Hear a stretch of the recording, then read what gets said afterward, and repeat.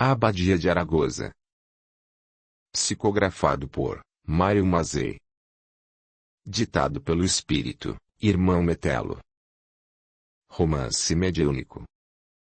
Sinopse. Os caminhos tortuosos do amor entre Márcia e Benjamin. O Abadia de Aragosa é um romance que retrata um período marcante na história da Espanha. A subida ao trono de Dom Fernando II e Isabel I, os famosos reis católicos, originou profundas modificações em toda a Europa. Com o incentivo à política expansionista marítima, levada a efeito pelo então almirante Cristóvão Colombo, e a sua respectiva descoberta da América, aliado à consequente instalação do Tribunal do Santo Ofício, outorgou à Espanha tremendo poder e prestígio. A corrupção, a ganância, e a deturpação das leis do Cristo, também assinalaram vertiginosa queda de suas instituições, demarcando a luta entre o bem e o mal. A Igreja, como instituição milenar, teve nos primeiros cristãos, um modelo, um guia, bem como inspiração para muitos mártires, que ao longo da história sucumbiram dentro dos monastérios e das abadias, retratando para a posteridade os testemunhos de amor ao Cristo de Deus. A instituição humana é a escola divina de eterno aprendizado, e ninguém ficará impune aos olhos de Deus, pois a quem muito foi dado, muito será cobrado, assim nos ensinara o excelso instrutor. Nota da Súria. Gratidão ao autor Mário Mazei, que gentilmente cedeu este livro para ser postado no canal. Audiolivro realizado pelo canal Surya Chand Audiobook. Capítulo 1. Entre graves reflexões. Apesar de auspiciosas para a grande maioria, as tardes, tendo ao longe os Pirineus, eram longas e terríveis, pois a dor da solidão premente era quase insuportável. O drama do cativeiro tem como escopo a introspecção e, quando assim procedemos, é quase sempre quadro desolador, porque as imersões profundas no labirinto da alma, muitas vezes põem o ser diante de quadros dantescos, tendo por artífice a si mesmo. Isto não seria diferente com Benjamin. No colóquio íntimo que travava de si para consigo, vivia a grande batalha. Afinal acreditava-se injustiçado, nada a fizera para merecer ali estar. Sempre fora temente a Deus e, desde que iniciara o sacerdócio, não pensava em outra coisa a não ser servir ao Onipotente. Recordava-se, no entanto, de que nem sempre fora assim, não era este o seu ideal. Como qualquer adolescente queria viver intensamente, praticar algum jogo ou, quem sabe, conhecer uma bela rapariga por quem se apaixonaria e constituiria família. Mas a vida austera e disciplinadora do claustro, logo o fizera esquecer-se dos devaneios juvenis. A rotina certa, num primeiro momento, disciplinar os seus pensamentos e dali em diante, as lições evangélicas, insistentemente debatidas em cima da mais pura casuística, foram tomando vulto em sua predileção e em pouco tempo ombreava com o próprio monsenhor responsável pela administração da catequese na instituição. Monsenhor Vertas logo notara a velocidade de raciocínio do pupilo, assolando-o ainda mais, insistindo para que se debruçasse sobre as escrituras e as devorasse noite adentro, sob a luz de lamparinas que bruxuleavam em torno de seu rústico catre. Destacou-se também nas tarefas de organização interna, mas principalmente nas aulas teóricas de solfejo musical pelas quais adquirira particular gosto, e logo se tornou assistente do coro religioso da entidade. Suas predileções eram as áreas gregorianas de Eusébio. No mês de abril, lembrava o jovem, a instituição Dom Fernando de Aragão abria as portas, de modo a melhor interagir com a comunidade, propondo trabalhos comunitários e para, gradativamente, ir acostumando os internos com o contato exterior, e também com o intuito de arrecadar fundos para o custeio e manutenção da complexa estrutura religiosa. Para isso, promoviam famosos bazares de pães, bolos e artigos sacrossantos, elaborados pelos próprios internos. Nestas oportunidades, Havia também apresentações de cantos gregorianos, em que, após as execuções, seus integrantes requisitavam donativos e prendas a fim de sustentar as obras de caridade. Todavia, o que poucos sabiam é que, internamente, disputas ocultas pelo poder eram travadas de tal forma, que as assertivas de Jesus, lidas com entusiasmo e paixão da boca para fora, dentro de seus corações retratavam esquecimento e descaso, como se tudo aquilo fosse um conto de fadas ou da carochinha, a fim de embalar criancinhas na hora em que o sono vem. Numa destas apresentações, Benjamin notara a presença de uma linda moça, que acompanhava, embevecida, as notas e os arpejos que ecoavam no ar como nuvens tênues a evolar em leve brisa. De estatura mediana, a rapariga trajava belo, mas simples vestido rodado de uma alvura quase ofuscante. Tinha nas mãos luvas bordadas de renda trançada com flores silvestres, assim como em sua cabeça, pequena tiara contrastando com sua cabeleira longa e negra. Tudo isto lhe conferia extrema candura e meiguice, predicados estes que rapidamente chamaram a atenção do jovem promissor religioso. Findada a apresentação, a moça fora apresentada ao coral, pois tratava ser filha de importante colaborador e por isso, como de costume, ofertava-se com as próprias mãos uma prenda, que geralmente era recebida pelo Monsenhor Vertas ou pelo regente do coral. Entretanto, pela posição de destaque, a qual o jovem vinha assumindo ou pela própria força das coisas, naquele ano designado fora Benjamin, cujo coração disparou, ao cruzar o olhar com o da jovem, bem como o suor de suas mãos tornou-se abundante.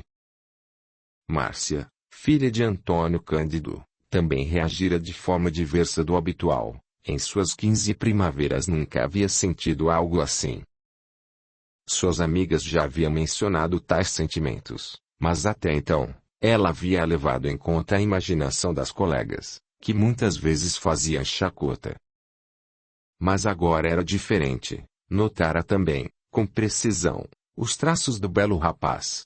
Sua cútis levemente inflamada devido a algumas dermatites características da juventude, porém de traços agradáveis e finos. Mas o que mais lhe chamou a atenção foram os olhos, que denotavam perspicácia e confiança. Ao mesmo tempo, um olhar familiar que não sabia identificar de onde, mas era como se já o conhecesse a lures, sem o saber.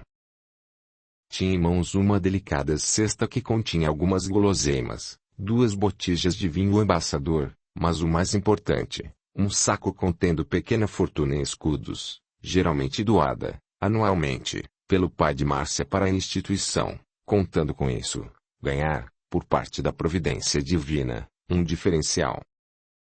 Verdadeira negociata apócrifa e herética, embora fizesse isto com certa sinceridade no coração, achando que tal gesto o aproximaria do reino dos céus. Márcia, de braços esticados, esperava que Benjamin recebesse a cesta. Ele, olhando diretamente em seus olhos, não notara que sua mão iria se depositar diretamente na da moça, o que causou, no mesmo instante, uma espécie de descarga elétrica percorrer, em frações de segundos, ambos os corpos, predispondo-os a pensamentos outros, que, naquele instante, passaram a fervilhar em suas cabecinhas. Não puderam trocar palavras devido às circunstâncias e Benjamin apenas esboçou um belo sorriso emobrigado, assim como Márcia, segurando com ambas as mãos a borda do vestido, flexionou levemente os joelhos e a cabeça, num sinal característico das moças da época, em sinal de gratidão. Capítulo 2. O florescer de um sentimento. Márcia ficara muito impressionada com Benjamin, o canto mavioso do coral, o ambiente alegre e festivo do dia, o leve toque da mão do rapaz sobre a sua, aliado às suas aspirações juvenis, despertaram na moça um sentimento até então nunca vivenciado. Sentia calor, certo destemor pela vida, uma alegria sem motivo aparente, como se fosse capaz, naquele momento, de tudo realizar. Perguntava para si mesma: será que isto é amor? Perdera sua mãe muito cedo. Marcela, sua progenitora, desencarnara por gripe quando Márcia tinha apenas 4 anos, por isso suas lembranças maternas eram fugidias. Lembrava-se apenas de enormes madeixas negras, que sempre encostavam em seu rosto, a ponto de ter que tirá-las com suas mãozinhas, pois faziam cócegas no narizinho. Lembrava-se, vagamente também, de insistentes beijocas que a mãezinha lhe dava em suas bochechas. Márcia crescera sem a influência materna. Sua criação fora dada por mucamas e por uma governanta, que por sinal, nunca lhe dedicara carinho verdadeiro, apenas cumpria suas obrigações de forma estritamente profissional e competente. Não conversava sobre a vida e coisas de mulher. Quando adveio suas primeiras regras, chorou desesperadamente achando estar de posse de alguma doença desconhecida que se abatera sobre ela inesperadamente. Quando Estela, a mucama, percebeu seu desespero, foi logo acalmando-a e lhe explicando de fato o que estava acontecendo. Estela era a única pessoa com quem Márcia trocava certas intimidades e anseios juvenis, pois realmente havia ali amizade sincera. Por isso, contou-lhe em segredo o que estava se passando em seu coração, perguntando-a mesma se isso seria amor. Ora, menina, parece que você foi atada pelo nó do coração. Todavia, minha criança, não sabes que o rapaz está destinado às mãos do Cristo. Pobre criatura, tão jovem e já recebendo duros golpes da vida. Pensou a mucama meio desolada, após terminar o diálogo. Isso também ocorrera com Benjamin. O encontro que tivera na última festa com Márcia desconcertara-o. O toque de suas mãos na dela, o seu doce olhar, os longos cabelos negros, insistentemente, vinham-lhe à mente, a tal ponto do Monsenhor Vertas perceber o pensamento avoado do pupilo durante os longos debates de casuística, que travavam na exegese das escrituras. Benjamin, meu rapaz, sinto que estás um pouco distante em vossas ponderações. Por acaso estás com algum problema? Podereis sempre confiar em Deus, que muitas vezes coloca enigmas nos ombros dos homens, para que, através de suas atitudes, encontrem os caminhos do bem e da virtude. Não, Monsenhor, não há nada de errado comigo. Dissimulou o rapaz. Talvez um pouco cansado, devido ao excesso de tarefas que tenho abraçado nesta abençoada instituição. Por outro lado, como o Senhor mesmo disse, Deus está sempre nos reservando situações de aprendizado, para que possamos realmente testar nossos ideais e a nossa fé. Isso mesmo, meu bom rapaz, vejo que logo estareis preparado para assumir vossos votos e, quando este dia especial chegar, o céu se regozijará com mais um soldado do Cristo. Após a palestra, Monsenhor Vertas retirou-se para sua cova, assim como Benjamin que, naquela noite, demorou a conciliar o sono. Sonhou que era um jovem fazendeiro rico e que fora prometido a uma rapariga, filha de um próspero fazendeiro vizinho, porque não sentia qualquer afinidade ou simpatia, porque, na verdade, se encantara pela filha de serviçais, cujo pretenso romance seria impossível de ser admitido. A contragosto dos pais, dispensou a pretendente planejando fugir com a amada. Descoberto em seus planos, presenciar o castigo cruel impetrado aos serviçais e à rapariga que, não resistindo à investida dos verdugos e com a pele toda infeccionada devido às diversas chibatadas, veio em pouco tempo a desencarnar. Desesperado com o ocorrido, resolveu, em ato insano, dar cabo à própria vida. Já era manhã, quando despertou desesperado e suando abundantemente, não conseguindo por sua vez levantar-se. Pediu ao Monsenhor que o dispensasse da rotina do dia, pois se encontrava indisposto e com início de febre. Vertas, preocupado, mandou chamar às pressas o médico do vilarejo. Benjamin teve febre alta por 3 dias e dores por todo o corpo que, aos poucos, foi cedendo, recuperando-se após uma semana. Assim como as flores desabrocham na primavera, a fim de marcar novo estágio de vida. De tempos em tempos, somos assinalados por acontecimentos, delineando rumos outros a seguir. Neste contexto, abrimos nossas mentes a determinadas predisposições íntimas, oferecendo campo e substrato para novos aprendizados.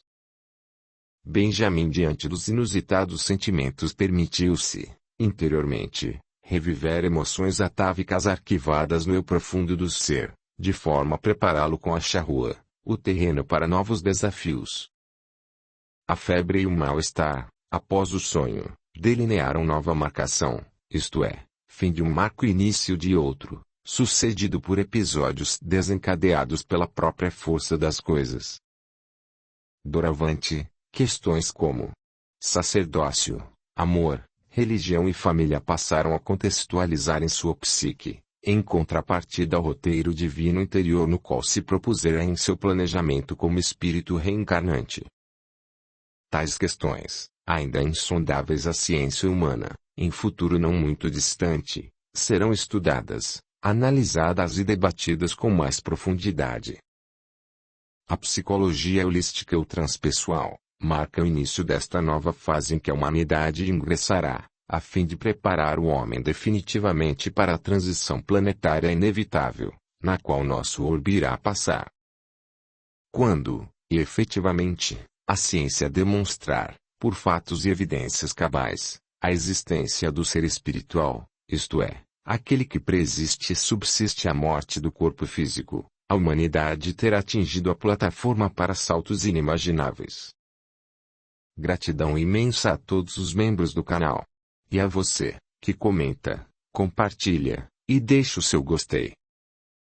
O seu apoio é o meu maior incentivo, ajuda o canal a crescer, e faz com que estes vídeos cheguem a mais pessoas. A gratidão é o caminho da evolução. Capítulo 3. Novas transformações políticas. No fim do século XIV e início do século XV, a Espanha vivia o reinado de Dom Fernando II. Nesta época, o reino encontrava-se em dificuldades devido às guerras civis internas, e também contra os mouros. Dom Fernando, através de seu arcebispo Borja, pressionara o Papa Sisto IV, para que a Espanha pudesse instalar uma perseguição, em nome de Jesus, a todos aqueles que pretensamente se afastassem dos preceitos cristãos, mas principalmente aos judeus e os mouros.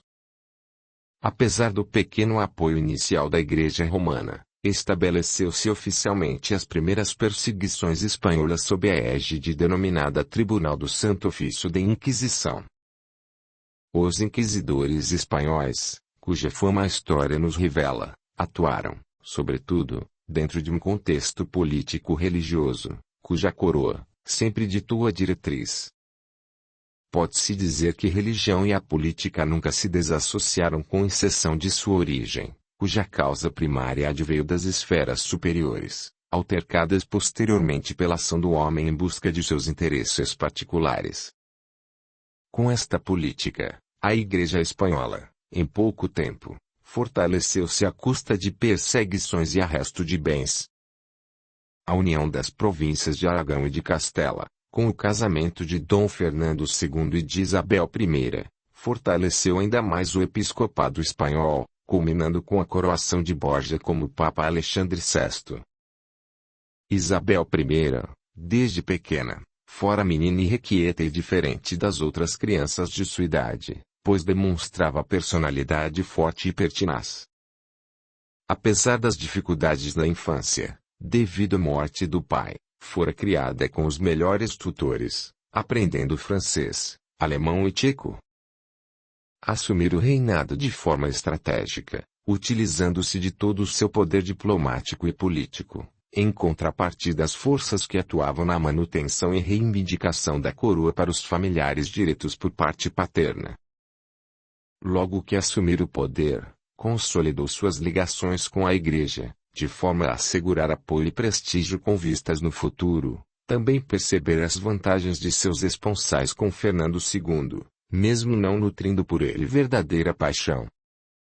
Em 1469, após os preparativos formais, Selavam ali a união dos reinos de Aragão e Castela, parceria que mudaria o destino da Espanha, consolidando-se, em futuro próximo, principalmente após as explorações marítimas de Colombo, como a nação mais poderosa da Europa.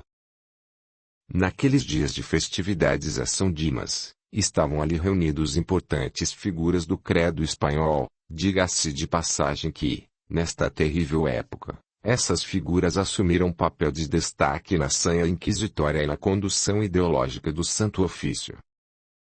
O arcebispo Afonso Pederneiras, o abade Carlos Amorim, o bispo Santana Velásquez Alcântara, ali se encontravam dentre outros, para discutir as medidas e estratégias a serem adotadas diante das dificuldades enfrentadas, devido às diretrizes recebidas da Cúria Romana. As diretrizes superiores sempre foram da Arquidiocese Mater, embora cada país provesse a sua independência política e religiosa para conduzir o seu rebanho nacional. As missivas do Papa Alexandre VI admoestavam quanto à dureza das diretrizes espanholas e ao rigorismo dos seus julgamentos, quase sempre capitais, levando as pessoas às fogueiras, aos porões dos frios clausuros ou às prisões espanholas. Com as cartas em mãos, debatiam acaloradamente o que fazer em relação às mesmas.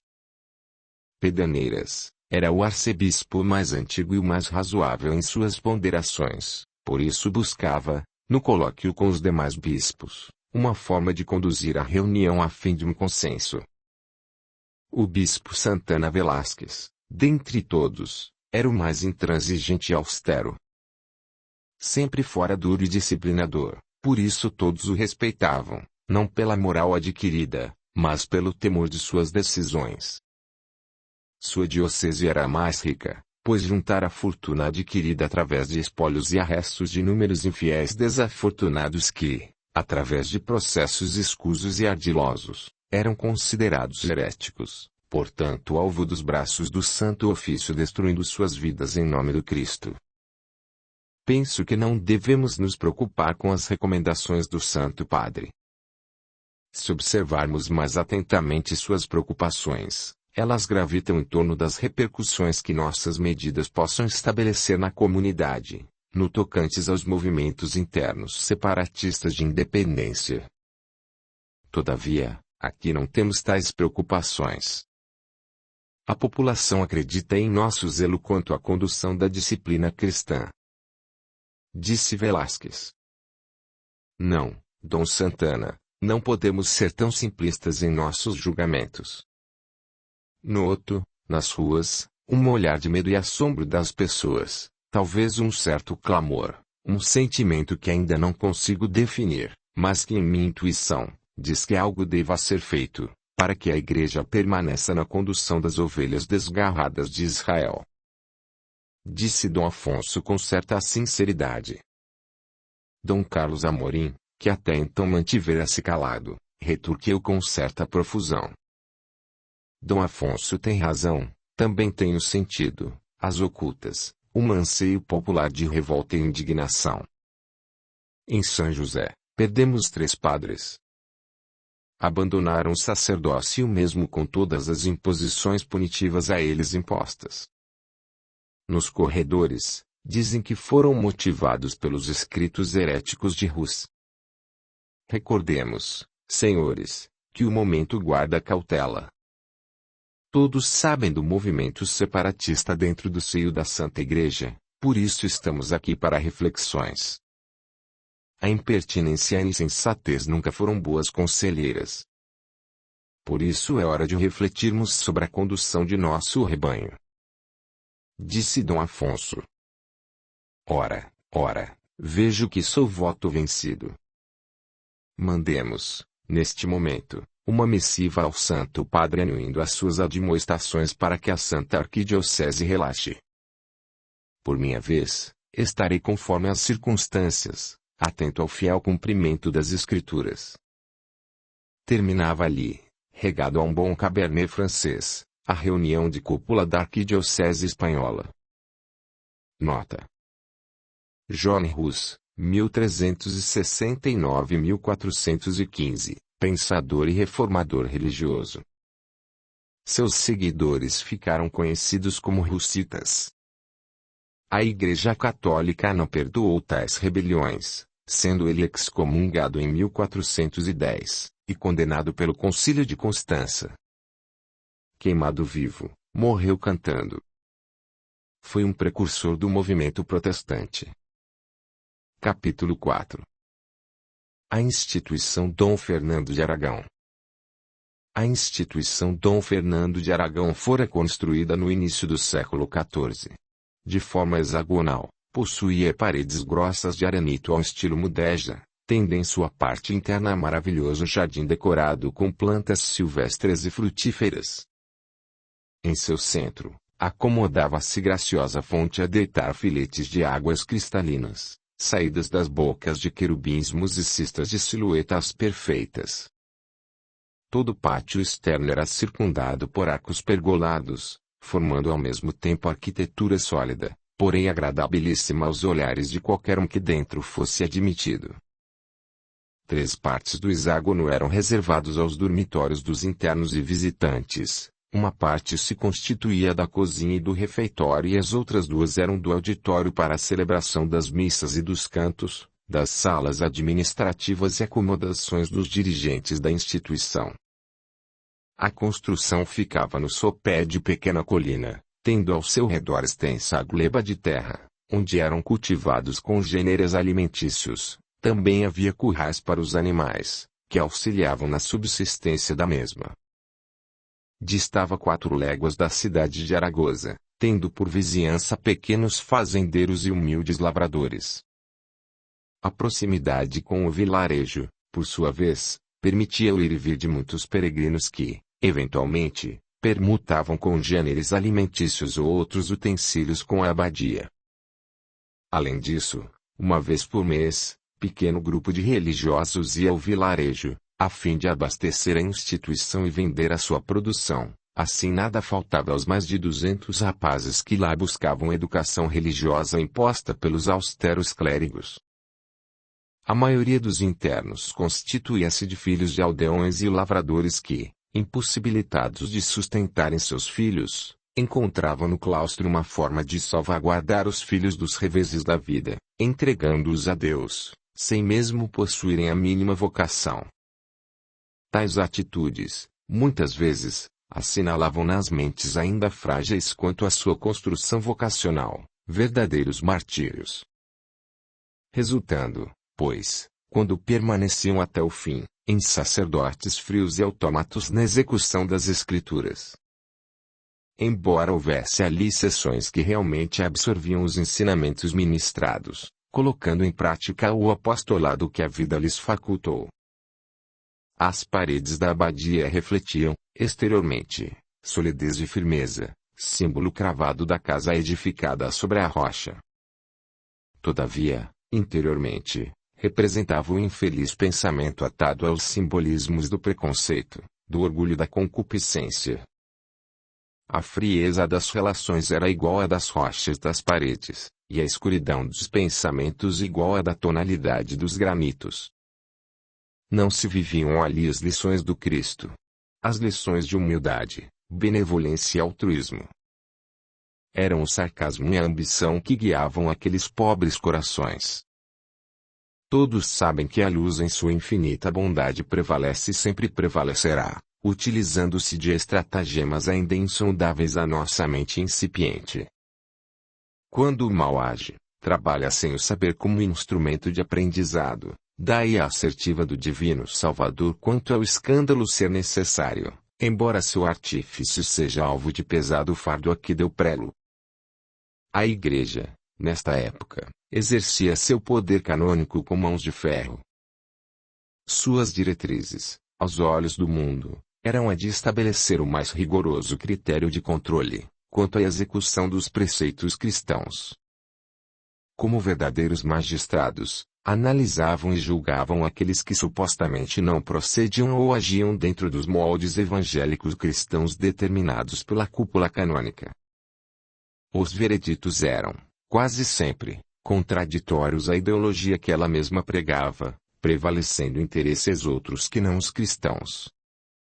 Aos olhos de Deus, eram infelizes criaturas que se comprometiam para com as leis divinas eternamente justas e soberanas. E aqueles que, porventura, eram alvo do escândalo, jamais estavam isentos de máculas que perpetradas num passado, eram assim atraídos por mecanismos divinos, de modo a alijar de seus corações, através de sofrimentos ou das aparentes injustiças, as iniquidades de outrora. As vidas, que se sucedem umas às outras, guardam relação sem solução de continuidade, mecanismo que a criatura humana ainda é incapaz de compreender, quanto mais de aceitar. Por isso, muitas vezes, acabam por se comprometer novamente, reincidindo nos erros, com atitudes de revolta ou revide, ao invés da resignação e confiança na misericórdia divina. Capítulo 5. Uma doação inesperada. Certa manhã, Monsenhor Vertas recebera, de um emissário da região da Catalunha, umas partituras de um compositor belga muito em voga, e fez questão de levá-las a Benjamin para que as analisasse. Benjamin, meu filho, espero que vos alegreis, trouxe para vós notáveis composições de Dufy. Tenho certeza de que ireis apreciar. Não vos preocupeis comigo. Ultimamente, não tenho tido inspiração para a música. O que se passa contigo, meu filho? Sei que algo vos atormenta. Ultimamente não sois mais o mesmo. Não sorrides mais, não demonstrais mais aquela solicitude de outrora. Contai-me o que está acontecendo. Confiai em mim, como vosso pai. Desde que aqui chegastes, tenho-vos na condição de filho espiritual. Mas é por isso mesmo, Monsenhor Vertas, que na condição de vosso filho espiritual, eu vos digo que cresci e me tornei um adulto. As coisas, que agora compreendo, têm me magoado profundamente. Vertas, acostumado com a psicologia humana, logo compreendeu o labirinto filosófico em que o rapaz se encontrava. Certamente, descobrir algum podre da instituição humana em nome da divina e foi dizendo com respeito e serenidade. Entendo, meu bom rapaz. As dádivas, que vertem do alto, são sempre puras e cristalinas, todavia quando passam pelo filtro terrestre, adquirem sabor e frescor bem diverso do original. Os homens, como condutores das instituições divinas, permitem-se conduzi-las segundo as suas vontades e desejos, misturando o angelical com o hominal. Esta luta, meu filho, tem sido assim desde que o cristianismo primitivo permitiu-se institucionalizar-se. Seja por questões organizacionais ou políticas, perdeu-se o homem no labirinto de suas próprias deficiências. Restando a nós outros tentarmos, por nossa vez, seguir os passos do Divino Salvador, sem permitir-se acomodar nas interpolações mundanas, seguindo as práticas recomendadas pelo apóstolo Paulo quando dizia: já não sou eu que vivo, mas é o Cristo que vive em mim. Benjamin, mais tranquilo diante das colocações amistosas e sinceras do amigo, achou por bem revelar-lhe o que havia escutado há alguns dias, esperando do antigo tutor um aconselhamento. Vertas escutou-a tudo minuciosamente. Após o término da exposição, refletiu por algum tempo e disse calmamente: realmente, o que escutastes é muito grave, ensejando ponderação e bom senso.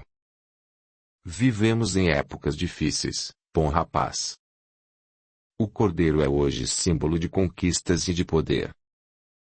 As cruzadas, também chamadas guerras santas e tribunais em nome da fé, são questões profundas, e o homem, por sua vez, em nome daquele que foi só amor e bondade, permitiu-se conduzir exteriormente o que lhe vai no íntimo, em demonstrações de vilania, ambição, orgulho e prepotência, utilizando-se do pretenso álibi divino, na vã tentativa de abrandar a sua consciência. Não sou exemplo de virtude ou de desapego, mas tenho a plena convicção de que jamais o Cristo adotaria tais práticas, se ainda vivesse entre nós. Não, Benjamin, isto pertence aos homens, jamais ao Cristo. E assim encerrava a conversa.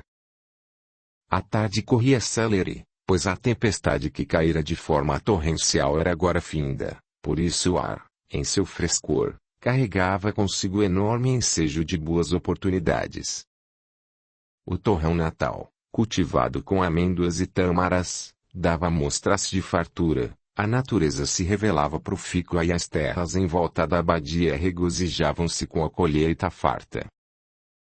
Sob o comando de Dom Avelar de Castela, a fazenda Boaventura era a mais próspera da região, conferindo-lhe enorme prestígio junto à comunidade e, em particular, ao clero, pois seus donativos eram sempre generosos e regulares. Com o intuito de ampliar os serviços prestados, bem como as dependências da instituição Dom Fernando de Aragão, uma comitiva constituída por Monsenhor Vertas, Monsenhor Fernandes e por Benjamim dirigiu-se à propriedade do rico fazendeiro, para apresentar-lhe os novos projetos de ampliação dos silos de armazenagem e paiol de animais, esperando, é claro, a colaboração costumeira e generosa de Dom Avelar. Audiolivro realizado pelo canal Surya Chand Audiobook. Todavia, naquela tarde, Avelar em situação diversa da esperada não apresentava disposições íntimas para nenhum auxílio caritativo religioso, malgrado as expectativas, foi logo se expressando. Não, senhores, infelizmente desta vez não podereis contar com meus préstimos. O projeto que me apresentais é louvável, mas infelizmente, no momento, estou comprometido com outra causa. Bem sabeis que as recentes lutas contra os mouros consumiram esforços e estratégias por parte de Dom Fernando e Isabel, por isso me empenhei pessoalmente com a rainha em oferecer-lhe suporte nas fronteiras além dos Pirineus. Longe estamos de constranger-vos, Dom Avelar. Nosso intuito baseou-se tão somente em vosso invejável currículo benemérito para com nossa instituição, por isso não vos preocupeis. Iremos encontrar outros meios de darmos prosseguimento ao nosso projeto, com a graça de Deus. Benjamim, que a tudo acompanhava apenas observando, como era de seu caráter, notou a presença de maravilhoso cravo, que se empoeirava enquanto adstrito de extenso salão e, não se contendo, perguntou a Dom Avelar. Por obséquio, senhor, seria este maravilhoso instrumento um legítimo Rukers? Vejo que o jovem rapaz é um estudioso de música e apreciador de instrumentos musicais. Por acaso gostarias de experimentá-lo? Os olhos de Benjamim naquele momento brilharam, pois, a abadia possuía um desgastado cravo que constantemente desafinava e tinha que passar por constantes manutenções, por isso aceitou prontamente avaliar o precioso e raro instrumento. Sentou-se com calma, apoiou ambas as mãos com extrema leveza em cima das teclas marfinadas, cerrou os olhos e em sua mente surgiu Eusébio e, sem qualquer afetação, iniciou a área que rapidamente foi tomando os ouvidos de todos com extrema emoção. Avelar, arrebatado por forças misteriosas, viu-se na infância em Belo Trigal, onde costumava brincar com seus irmãos e coleguinhas de folguedos, ocasionando-lhe pequenas lágrimas discretas. Vertas e Fernandes, acostumados com a virtuosidade do rapaz, aplaudiram-no ao término, embora com menor efusão que Avelar. Jovem rapaz, vós fostes capaz de trazer-me recordações que há muito havia esquecido, tu és um virtuoso. E olhando para os monsenhores, retomou a palavra. Disse-lhes agora há pouco que não poderia dispor de escudos para vosso projeto. No entanto, isso posso fazê-lo. Estão vendo este belo instrumento que aqui está a empoeirar-se, mitigando mãos carinhosas que o tratem com o devido respeito? Pois bem, não havendo ninguém para fazê-lo, achei por bem doá-lo para a vossa instituição, onde as mãos deste querubim poderão dar o carinho que esta joia necessita. Se quiserem leiloá-lo, poderão levantar a quantia de que necessitam para a vossa empreita, porém, vejo que seria mais sensato deixarem Benjamim usufruí-lo junto dos convivas, que constantemente visitam vossa abadia. Vertas estava estupefato com a repentina generosidade de Dom Avelar. agradecendo mais uma vez pela ação beneficente e combinando a forma do transporte do valioso instrumento, despediram-se, não antes de beberem uma boa botija de vinho. Quer apoiar o canal? Seja membro. Com apenas 8 ou 30 reais por mês, você estará apoiando o meu trabalho, e poderá cancelar no momento que desejar. Deixe o seu gostei, comente, compartilhe, e se inscreva. O seu apoio ajuda o canal a crescer, e faz com que estes audiolivros cheguem a mais pessoas. A gratidão é o caminho da evolução. Capítulo 6. Casamento arranjado. A Candelária era uma tradicional festa pagã que a igreja, com o passar do tempo, institucionalizou com os votos perpétuos de Nossa Senhora. Ocorria sempre no fim das estações chuvosas, com o auspício das terras férteis, tendo em vista a chegada das estações secas, para que a semeadura fosse farta e a colheita santa. Nessa época, as cidades se enfeitavam de bandeirolas e tecidos cor de carmim. Cestas de pães de centeio eram colocadas em frente às igrejas, onde a população mais pobre podia se servir gratuitamente. O povo sofrido alegrava-se, porque sempre havia danças com eventos musicais e teatrais. Os internos da abadia iam até a igreja da cidade e auxiliavam os párocos na confecção dos pães, na organização e nos preparativos dos festejos, sendo sempre motivo de muita alegria e certa excitação. Márcia e Benjamim, já há um bom tempo, haviam se tornado muito próximos, e tal festividade daria liberdade para que o noviço pudesse externar, com mais facilidade, o que lhe ia no coração. A luta interior, que travara há um bom tempo, chegara ao fim, não mais seguiria a vida de celibato religioso. Caso a moça aceitasse o seu pedido, com certeza fugiria com ela para alguma cidade afastada e tentaria a vida como pequeno sitiante ou mesmo como músico, em última instância. Sabia que Antônio Cândido, pai de Márcia, tinha planos de casá-la com Marcos, filho de fazendeiro vizinho, por isso não podia contar com qualquer apoio do futuro sogro. Além disso, as descobertas do modus operandi religioso muito decepcionara. A investida contra Dom Avelar fora a gota d'água, por isso, se realmente Márcia anuísse, definitivamente fugiria com ela o mais rápido possível e foi com esta expectativa que demandou junto aos outros para Aragosa. Recebidos pelos diáconos Jonas e Silas, rapidamente começaram os preparativos para a festa, que iniciaria às 14 horas. Preparados os pães, os enfeites e os arranjos, a todo instante, Benjamim buscava encontrar, através do gradil do pátio externo, a figura da bela Márcia que não aparecia, aumentando ainda mais a sua ansiedade. Márcia agora contava 17 primaveras. Desde cedo a ausência de sua mãe obrigou-lhe a amadurecer mais rapidamente. Antônio Cândido possuía em sua bela casa muitos empregados e apesar da mesma ser conduzida pela governanta Manuela, Márcia acabava sempre dando seu toque pessoal na arrumação do ambiente, principalmente com os inúmeros arranjos florais silvestres. Plantas e flores que cultivava e colhia nos jardins em torno do mini palacete. Enfeitava com delicadeza as paredes, arandelas e treliças criando tom alegre e atmosfera perfumada no lar. Havia desenvolvido tato e traquejo na lida com os empregados, fato este que curiosamente herdara de Marcela, sua falecida mãe, que também era muito amada pela criadagem. As refeições eram momentos de muita alegria para a pequena família, até o dia em que Antônio Cândido falou: Márcia, minha filha, as tribulações da vida e os problemas que Aragosa tem enfrentado ultimamente, criando um cenário de incertezas políticas e econômicas, têm consumido todas as minhas forças para continuar gerindo os negócios, de modo a não termos problemas futuros. Todavia, por causa disso, devo confessar que tenho me afastado de vossos cuidados e, por conseguinte, de vossa educação e futuro.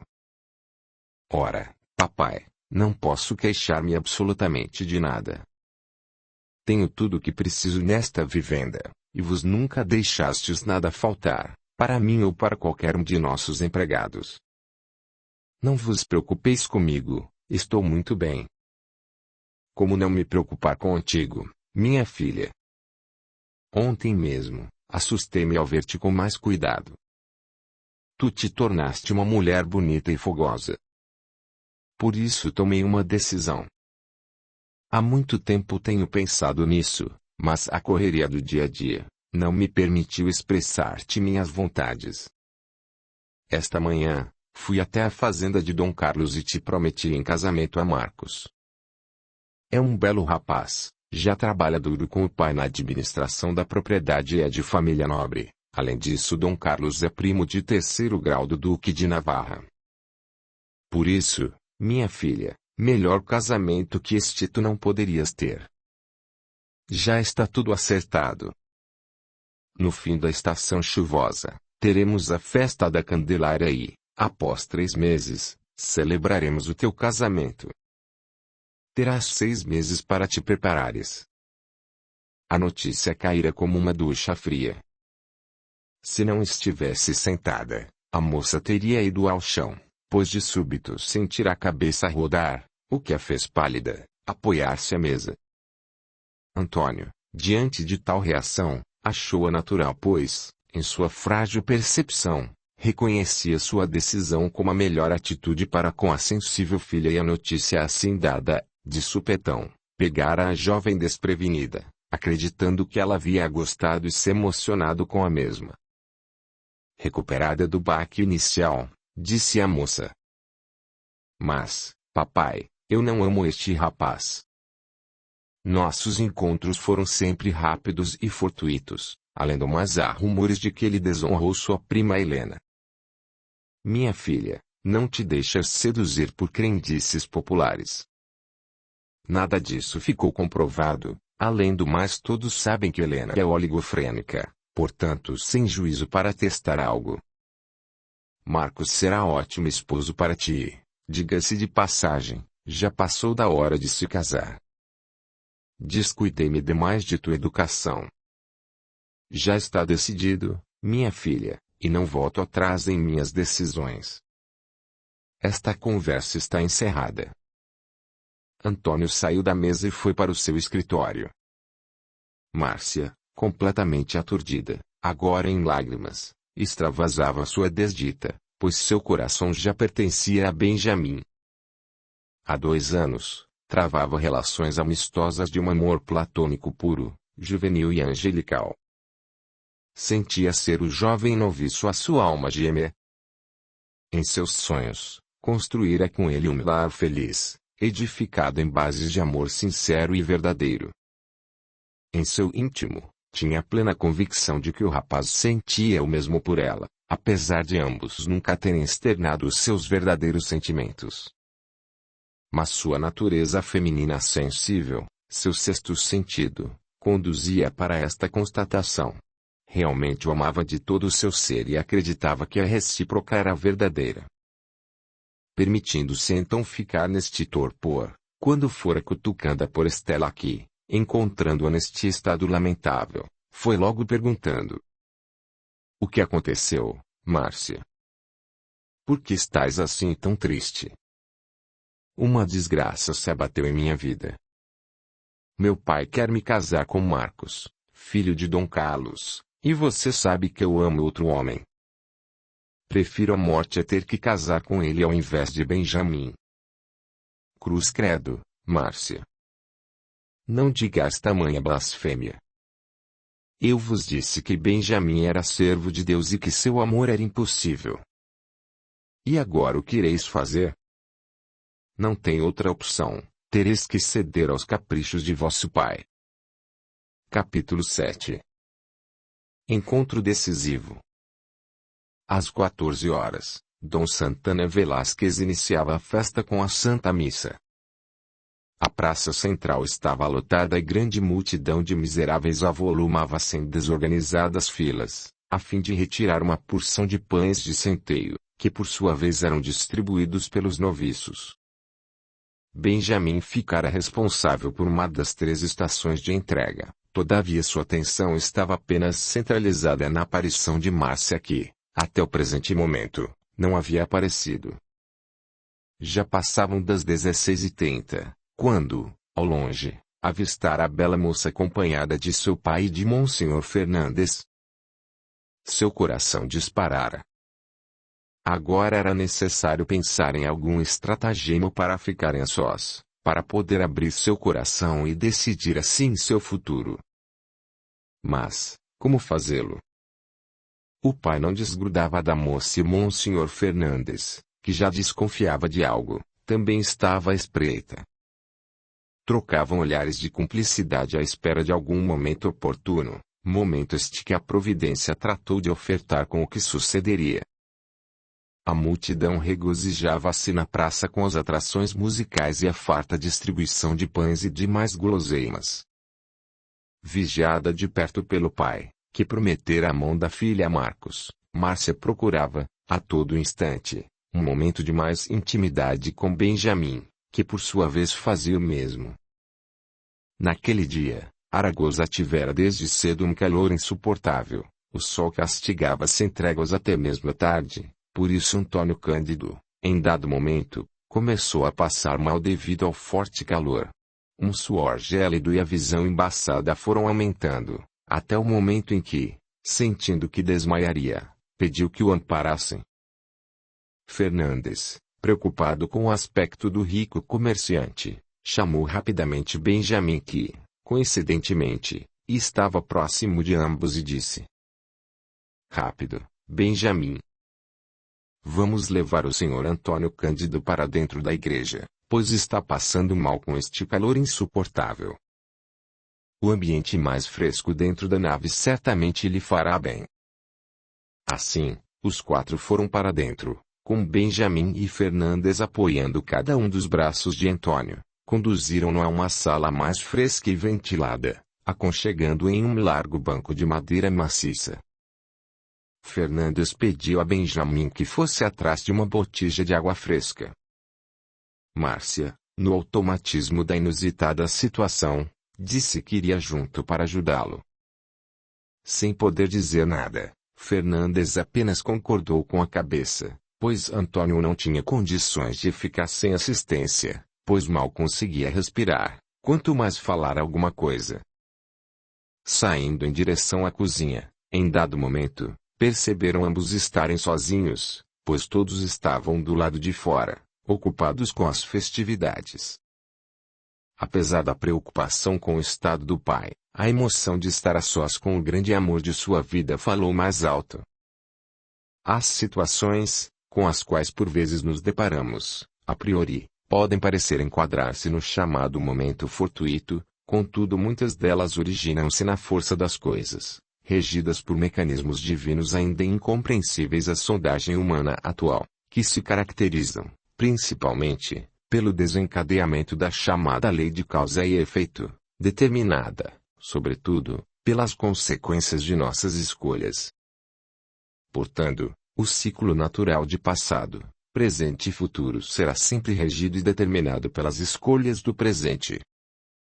Benjamin, diante daquele momento tão esperado, também pego desprevenido, não sabia se corria rápido para levar a água a Antônio Cândido, ou se aproveitava daquele momento mágico, e talvez único, para extravasar seu coração e saber, na contrapartida, os sentimentos da moça que tanto encantava e, nesta hesitação, foi Márcia quem tomou a iniciativa.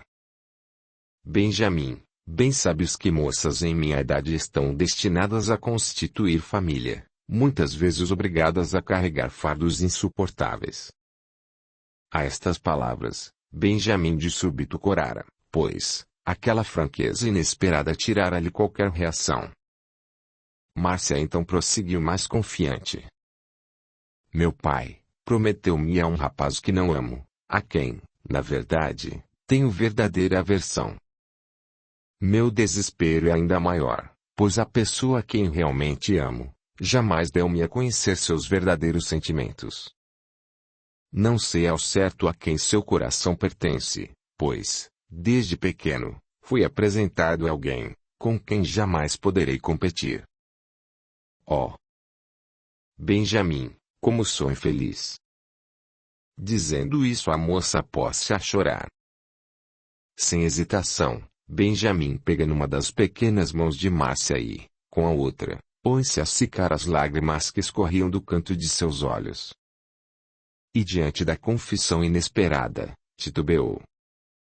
Seu plano inicial era abrir seu coração, entregar-se de corpo e alma ao ser amado, alma gêmea de seu coração, mas algo, lá no fundo, naquele momento falou mais alto. Márcia fora prometida e consagrada a outro rapaz. Forçá-la a desfazer o compromisso seria desonrar a figura paterna. Naquela época, o empenho da palavra era força de lei, mas acima de tudo, estigma da honradez e do caráter de um homem. Como começar uma história de felicidade, em cima da desgraça de outrem? Como se sentir pleno, com dardos de ódio e rancor por parte do pai de Márcia?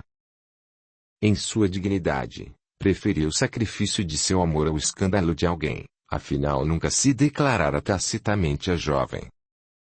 Sim, nutria por ela amor, mas até então sob a condição platônica, por isso, após breve raciocínio, voltou-se à bela jovem e disse: Márcia, minha irmã, não deixes o momento sublime que nos uniu arrojar-se em pensamentos inferiores indignos de tua pessoa. Desde o início, nossas almas se uniram em sentimento ainda incompreensível pelo vulgo. Meu amor para contigo ultrapassa o amor carnal. Considero-te verdadeira irmã espiritual e por isso não posso deixar que qualquer outro sentimento possa arruinar-te a reputação, bem como a de teu honrado pai. Foste prometida a Marcos, e a ele deves empenhar-te a honrar o compromisso que teu pai assumiu. Por pior que isto possa parecer, lembra-te que nossas obrigações filiais têm força de mandamento. Honrar pai e mãe, disse Deus a Moisés no Monte Sinai. Toda alma que se sacrifica tem um cantinho reservado no reino dos céus. Márcia gelara com as admoestações de Benjamin, pois esperava dele outra fala, que amava e que fugiria com ela, se assim anuísse. Seu mundo, naquele momento, desabara e novamente pôs-se a chorar. Não fiques assim. Nada é perdido. Estaremos ligados para sempre.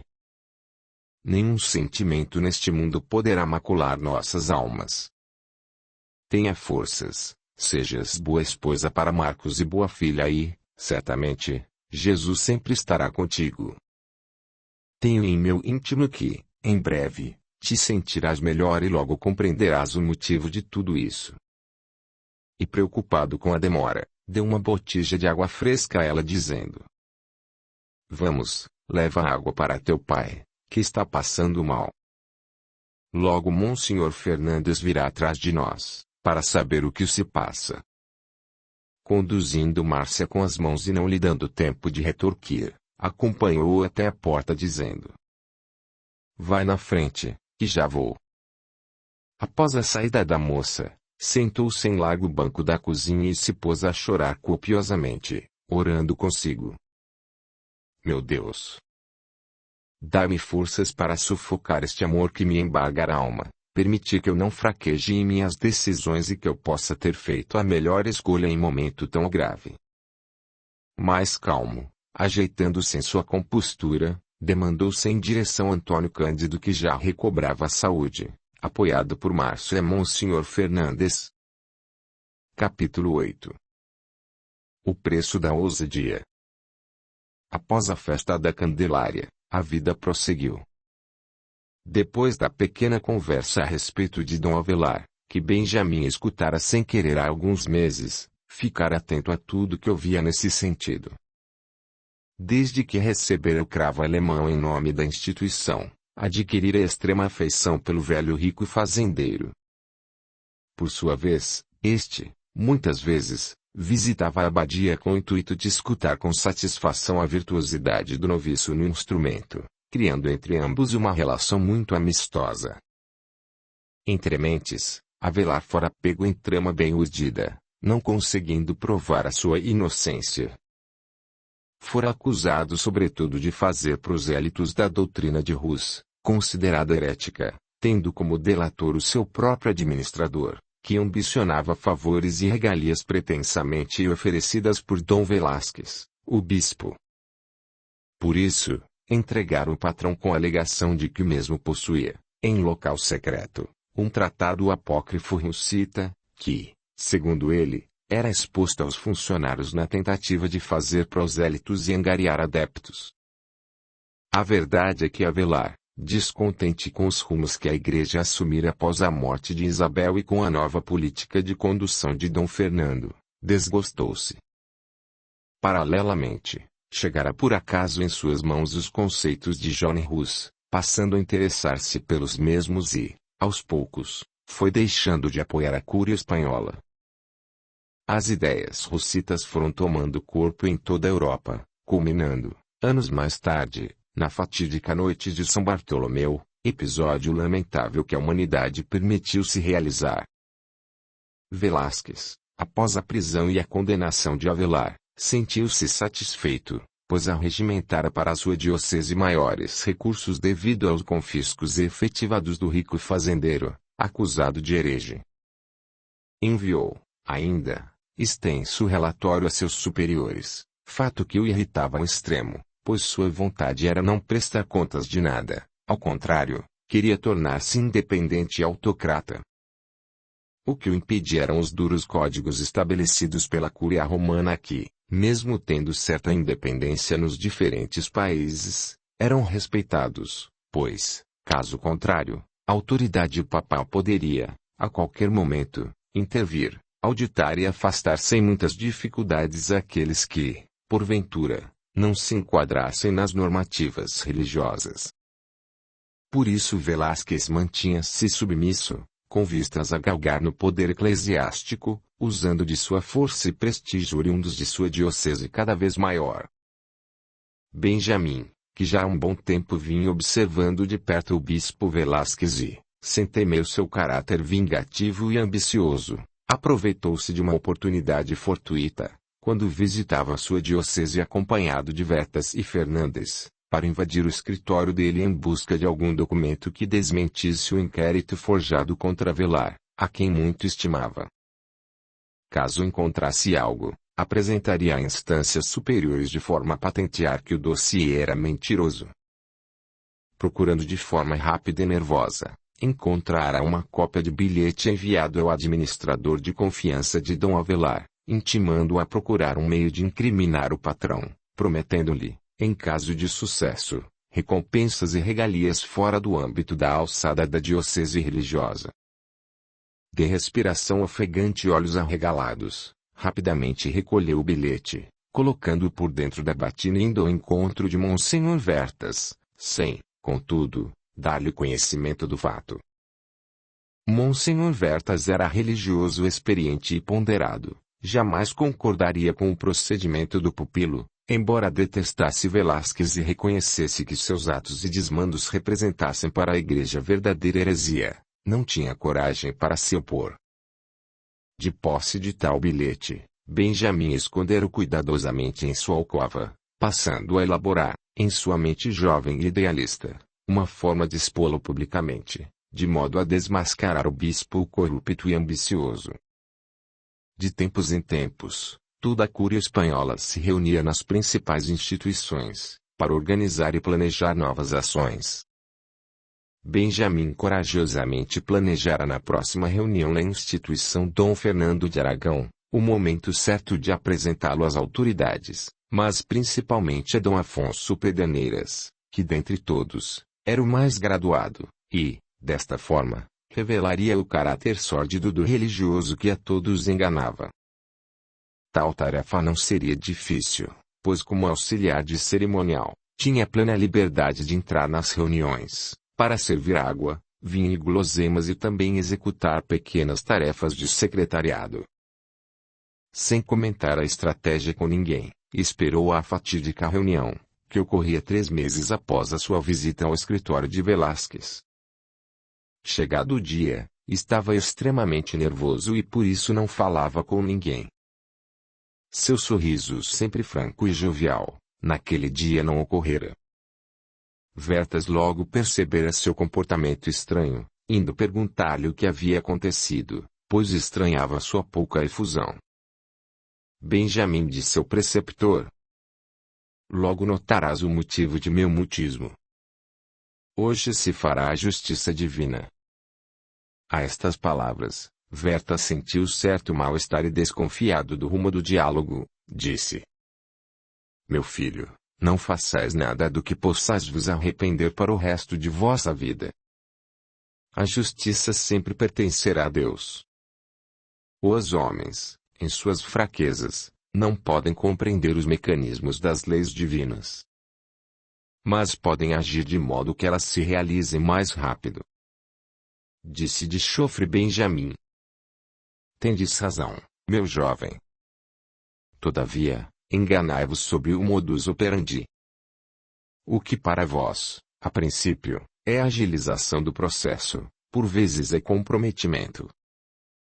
Mesmo assim, deveis concordar que sempre haverá na história aqueles que, incompreendidos, foram portadores de mudanças que só mais tarde foram compreendidas pela massa. A este argumento, Vertas não se opôs, pois que também era revestido com uma energia e uma coragem que jamais ele próprio tivera, por isso calou-se, não sem antes arrematar: que Deus vos proteja.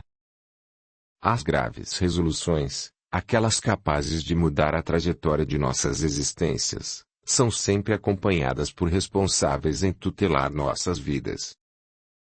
Mesmo respeitando nosso livre-arbítrio, estes anjos tutelares nos aconselham e nos induzem para que nossas resoluções se aproximem o mais possível do roteiro divino estabelecido por nós, antes do mergulho na matéria, de modo que possamos aproveitar a experiência reencarnatória da melhor maneira possível.